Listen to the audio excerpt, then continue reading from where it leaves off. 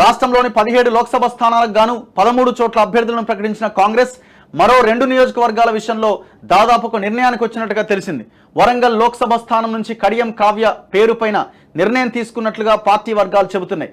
గత కొన్ని రోజులుగా ఈ స్థానం నుంచి బలమైన అభ్యర్థిని రంగంలోకి దించాలని కాంగ్రెస్ భావిస్తున్నది. బీఆర్ఎస్ ఎమ్మెల్యే కడియం శ్రీహరి, ఆయన కుమార్తె వరంగల్ లోక్సభ స్థానానికి బీఆర్ఎస్ అభ్యర్థిగా ప్రకటించిన కడియం కావ్య హస్తం గూడికి చేరాలని నిర్ణయించుకోవడంతో సందిగ్ధానికి తెరపడ్డది.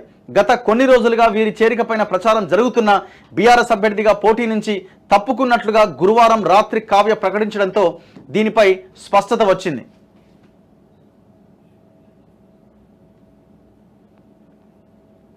శుక్రవారం కాంగ్రెస్ రాష్ట్ర వ్యవహారాల ఇన్ఛార్జి దీపాదాస్ మున్షి రాష్ట్ర నాయకులతో కలిసి కడియం ఇంటికి వెళ్లి పార్టీలోకి ఆహ్వానించారు.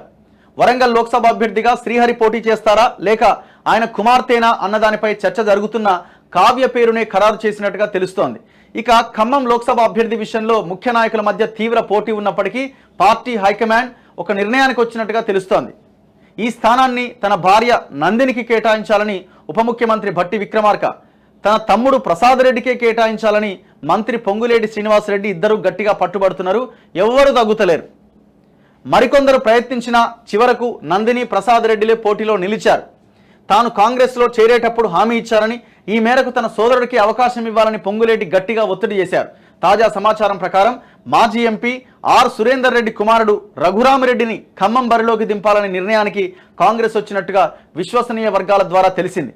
మొదటి నుంచి పార్టీతో ఉన్న కుటుంబమే కాకుండా రఘురామిరెడ్డి పొంగులేటి శ్రీనివాసరెడ్డికి వియ్యంకుడట. ఓహో, ఇట్లా కలిసి వచ్చినది. ఎవరి కుటుంబ సభ్యులకు సీటు కేటాయించినట్లు ఉండదు.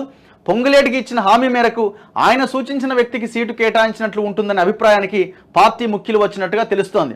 అంటే అట్లా సంతృప్తి పరిచారనమాట. ఇప్పుడు ఈయన బట్టి భార్యకి పొంగులేటి శ్రీనివాసరెడ్డి తమ్మునికి మధ్య పోటీ. మరి ఏం చేయాలా? ఈయనేమో నా భార్యకి ఇవ్వాల్సిందని ఈయన, నా తమ్మునికి ఇవ్వాల్సిందని ఆయన. మరి నేను పార్టీలో జాయిన్ అయ్యేటప్పుడు నా తమ్మునికి టికెట్ ఇస్తా అంటే నేను వచ్చినా కదా, మరి ఎట్లా అని ఆయన. ఏం చేయాలా? ఈ మధ్య మార్గంగా సరే మీ వియ్యంకుడు ఉన్నాడు కదా, అది కూడా మీ ఫ్యామిలీనే కదా అని ఆయన వియ్యంకునికి ఇస్తున్నారట. మళ్ళీ ఇది కూడా రెడ్డి గారికే పోయింది టికెట్. కాంగ్రెస్ ఎన్నికల కమిటీ సమావేశం సమయానికి ఇంకా ఎలాంటి మార్పులు జరగకపోతే రఘురామిరెడ్డి పేరు ఖరారయ్యే అవకాశం ఉన్నట్టు పార్టీ వర్గాల సమాచారం. కరీంనగర్ లోక్సభ అభ్యర్థి విషయంలో పార్టీ ఆచితూచి వ్యవహరిస్తోంది. గెలుపు గుర్రం కోసం గట్టిగా ప్రయత్నిస్తున్నట్టుగా తెలియవచ్చింది. గత అసెంబ్లీ ఎన్నికల్లో హుస్నాబాద్ టికెట్ ఇవ్వలేకపోయిన మాజీ ఎమ్మెల్యే ప్రవీణ్ రెడ్డికి కరీంనగర్ లోక్సభ టికెట్ ఇస్తామని కాంగ్రెస్ హామీ ఇచ్చింది.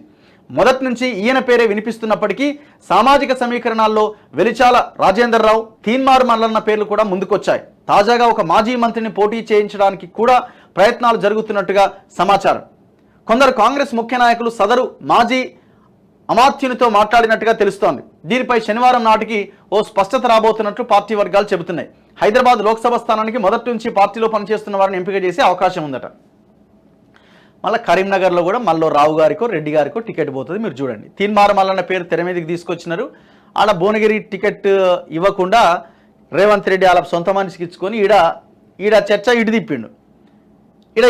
ఇప్పుడు ఈడ ఏమంటున్నారు, మల్లన్నకు టికెట్ ఇవ్వాలి కాంగ్రెస్ నుంచి అని ఒక చర్చ వచ్చినప్పుడు లేదు అని నాన్ లోకల్ అంటున్నారు.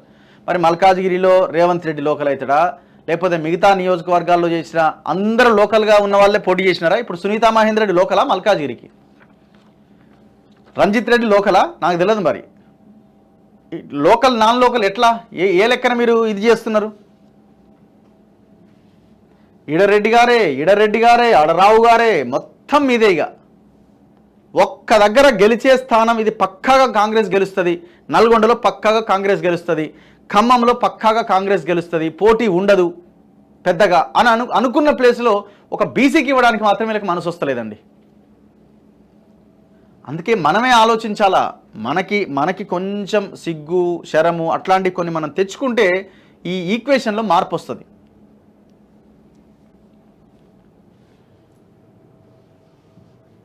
ఇక ఈ సంఘాల గురించి మనం ఎంత తక్కువ మాట్లాడుకుంటే అంత మంచిది.